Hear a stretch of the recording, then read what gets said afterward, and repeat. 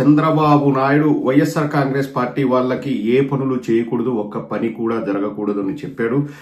And వాళ్ళకి ఏదైనా పనులు చేస్తే పాముకు పాలు పోసి పెంచినట్లు అన్నాడు. అది ఇప్పుడు తీవ్ర దుమారం రేగుతోంది. భారతదేశ వ్యాప్తంగా ఆ విషయం పైన తీవ్రమైన చర్చ జరుగుతుంది. ఇక్కడ రాష్ట్ర ప్రజలకు నేను చెప్పదలుచుకుంది, నేను కోరేది ఏంటంటే దయచేసి ఈ వీడియోని 10 మందికి షేర్ చేయండి. ఇది చిన్న విషయం కాదండి. ఒక ముఖ్యమంత్రి స్థాయి వ్యక్తిలో ఉండి అతను ఎటువంటి భయంకరమైన మాట మాట్లాడాడో అతనికి కూడా తెలుసు. కానీ కార్యకర్తల్ని, ఆ ఎదురుగా కూర్చున్న కార్యకర్తల్ని సంతృప్తిపరచడానికి, వారి చేత క్లాప్స్ కొట్టించడానికి చంద్రబాబు అలా మాట్లాడాడు అనడంలో ఎటువంటి సందేహం లేదు.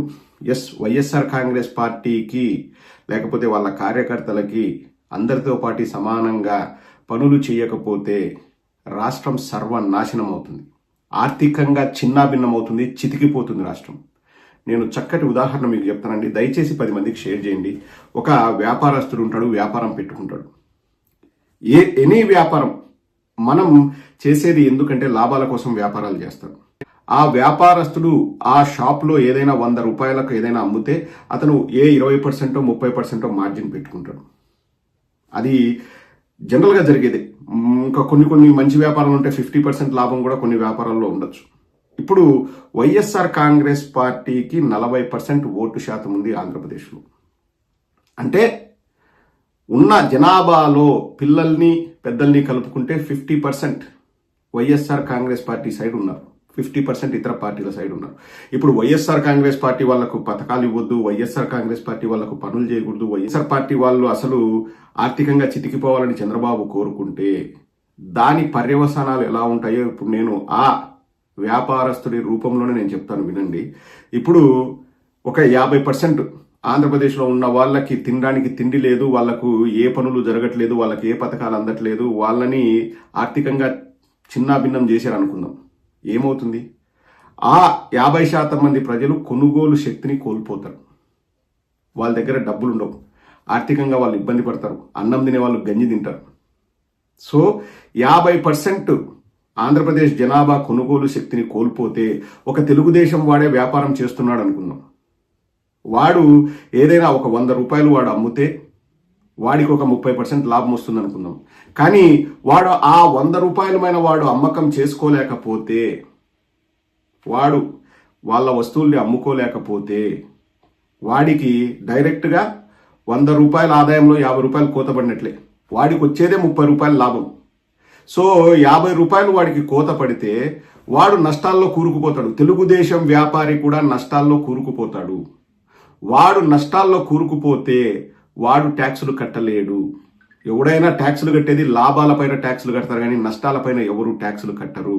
సో వైఎస్ఆర్ కాంగ్రెస్ పార్టీ వాడు బాధపడితే ఒక మోస్తరు టౌన్లో ఉండే ప్రతి ఒక్క వ్యాపారస్తుడు కూడా వాడు దిగులు చెందాల్సిందే, వాడు బాధపడాల్సిందే.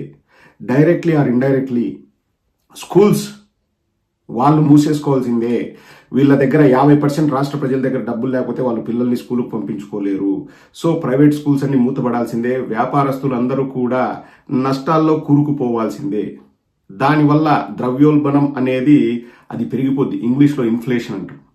అంటే నిత్యావసర సరుకుల ధరలు విపరీతంగా పెరిగిపోతాయి. ఇప్పుడు నేను న్యూట్రల్స్ పాయింట్ ఆఫ్ వ్యూకే వస్తున్నాను. ఇప్పుడు ఒక కూరగాయలని వాడు అమ్ముకోవాలంటే వ్యాపారస్తుడు వాడు కనీసం నష్టాలు రాకూడదు అంటే ఇప్పుడు 100 కేజీలు ఏదైనా ఒక కూరగాయని అమ్మేవాడు వాడు 50 కేజీలే అమ్ముకుంటే వాడు ఏం చేస్తాడు? 100 కేజీలు వాడు తెచ్చుకుంటాడు, 50 కేజీలు వాడు పక్కన పడేస్తాడు. మిగతా 50 కేజీల్లో వాడికి లాభం రావాలంటే వాడు ఏం చేస్తాడు? 100 కేజీల ధర 50 కేజీల పైన వేస్తాడు. కేజీ 10 రూపాయలు ఉండేది కేజీ 20 రూపాయలు అవుతుంది.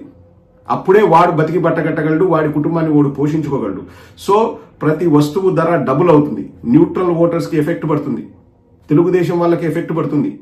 కొనాలన్న వస్తువును మనం కొనలేము. ఇవన్నీ పెరుగుతూ పోతే నిత్యావసర సరుకుల ధరలు పెరుగుతాయి, వ్యాపారాలు నాశనం అయిపోతాయి, వ్యాపారస్తులకు నష్టం వస్తుంది. ఇవన్నీ జరిగితే గవర్నమెంట్ను రన్ చేయాలంటే ప్రభుత్వం ఏం చేయాలి? ప్రతిదానిపైన రేట్లు పెంచుకుంటూ పోతుంది. ఎలక్ట్రిసిటీ బిల్లు పెంచుతుంది, గ్యాస్ పెంచుతుంది, లేకపోతే పెట్రోల్ ధరలు పెంచుకుంటూ పోతుంది. అవన్నీ పెంచుకుంటూ పోతే మొత్తం రాష్ట్రంలోని 5 కోట్ల జనాభా నాశనం అయిపోతారు, అతలాకుతలం అయిపోతారు. మీరు సగానికి సగం మీరు పేదవారు అయిపోతారు.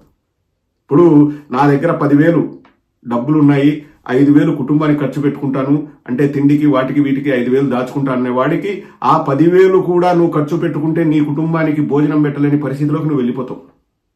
ఇవన్నీ చంద్రబాబు నాయుడుకు తెలియక కాదు, తెలుసు. కానీ కేవలం రాజకీయ కోణంలో ఆలోచిస్తూ చంద్రబాబు నాయుడు ఏమంటాడు, వైఎస్ఆర్ కాంగ్రెస్ పార్టీ వాళ్ళు తినకుండా వాళ్ళు అనుమతించాలి, వాళ్ళకు పనులు చేయకూడదు, ఒక పని కూడా జరగకూడదు అని చెప్తాడు. వీటన్నిటి ఎఫెక్ట్ ఎక్కడ పడుతుంది? ధరల పైన పడుతుంది. కానీ చంద్రబాబు నాయుడు వచ్చేసి గత ప్రభుత్వం చేసిన పాపాల వల్ల మేము ధరలు పెంచాల్సి వస్తుందని మళ్ళా సన్నాయి నొక్కులు నొక్కుతారు. అండ్ వీటన్నిటికంటే మరీ ముఖ్యంగా ఇప్పుడు మన రాష్ట్రం పేద రాష్ట్రం అయిపోయి పేదవాళ్లతో అన్నం లేక గంజి తింటూ బతకాల్సిన స్టేట్లోకి మన రాష్ట్రం వచ్చిందనుకోండి, పెట్టుబడులు వస్తాయా? మనం పెట్టుబడులను ఆకర్షించగలమా? ఎందుకు దావోస్ పోతే ఒక పెట్టుబడి కూడా రాలేదు? ఎందుకంటే రాష్ట్రంలో కక్షలు, కార్పణ్యాలు, కక్షపూరిత వ్యవహారాలు జరుగుతున్నాయి. రాష్ట్రం అతలాకుతలం అయిపోతుంది. రాష్ట్రంలో ఎక్కడ కూడా ఆదాయం అనేది లేదు. వ్యాపారస్తులు సంతోషంగా లేరు. ఎవరు బయటకు వచ్చి డబ్బులు పెట్టే పరిస్థితి లేదు. కాబట్టి ఎవరు కూడా పెట్టుబడి పెట్టడానికి ముందుకు రావట్లేదు. ఇది ఇంకా రానున్న రోజుల్లో మరింత దరిద్రంగా తయారైపోతుంది. ఇదేది ఒక రోజులో 2 రోజుల్లో కనిపించదండి. ఇది ఆంధ్రప్రదేశ్లోనే కాదు, ఏ దేశంలో కూడా ఇటువంటివి జరుగుతాయి.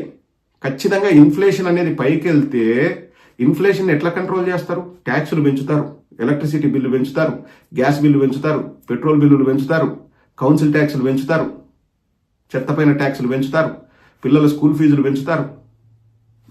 వాడెట బతకల వ్యాపారస్తుడు, వాడికి వచ్చే ఆదాయం తగ్గిపోతే వాడి దగ్గర ఉన్న సామానుకు వాడు రేటు పెంచుతాడు. సో 40% వైఎస్ఆర్ కాంగ్రెస్ పార్టీ వల్ల అన్నం తినకపోతే చంద్రబాబు నాయుడు సంతోషిస్తాడు, లేకపోతే చంద్రబాబు నాయుడు ఆనందంగా ఉంటాడు, తెలుగుదేశం వాళ్ళు సంకలు గుద్దుకోవచ్చు అనుకుంటున్నారేమో.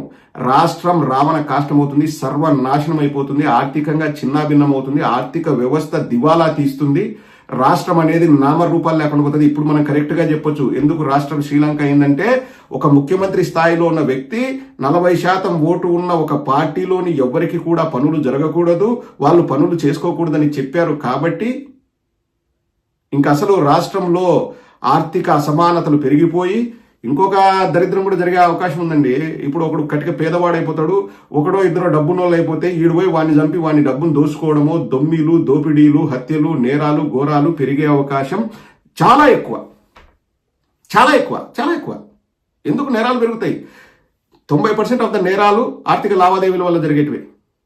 ఇంకా వాడికి కడుపులో గాలి, నా ఇంటి పక్కన ఉన్నోడు తెలుగుదేశమోడు కాబట్టి వాడు లంచాలు తీసుకొని మోసాలు చేసి బాగా డబ్బులు సంపాదించుకున్నాడు రా, నా దగ్గర ఏమి లేదంటే వేద్దాంరా ఒక పోటేసి పోదాము, నేను తట్టుకోలేకపోతున్నాను, వాని దగ్గర డబ్బులు ఉన్నాయి నా దగ్గర లేదని ఆర్థిక అసమానతల వల్ల ఈ నేరాలు ఘోరాలు పెరిగే అవకాశాలు కూడా మెండుగా ఉంటాయి. ఇప్పుడు చెప్పండి చంద్రబాబు నాయుడు గారు, 40 years ఇండస్ట్రీ అంటారు, నాకు ఆర్థిక మేధావిని నేను అంటారు, ఆర్థికంగా నాకు అన్ని తెలుసు అంటారు. ఇటువంటి నేరాలు ఘోరాలు వచ్చే 4 ఏళ్లలో మీరు చూడాలనుకుంటున్నారా? ఇవ్వద్దు. వైఎస్ఆర్ కాంగ్రెస్ పార్టీ వాళ్ళకు పథకాలు ఇవ్వద్దు, పనులు చేయొద్దు, వాళ్ళని ఎండగట్టండి.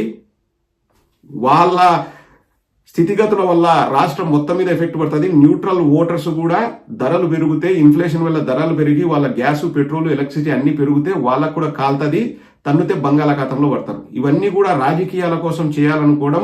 ఇంకా చంద్రబాబు నాయుడు అంత దౌర్భాగ్యంగా ఆలోచించే వాళ్ళు ఎవరూ లేరని చెప్పేసి రాష్ట్ర ప్రజలందరూ అనుకుంటున్నారు. జగన్మోహన్ రెడ్డి గారు ఏమన్నారండి? కులం చూడం, మతం చూడం, ప్రాంతం చూడం, పార్టీ చూడం, అందరికీ అర్హులైన అందరికీ మంచి చేస్తా ఉన్నారు.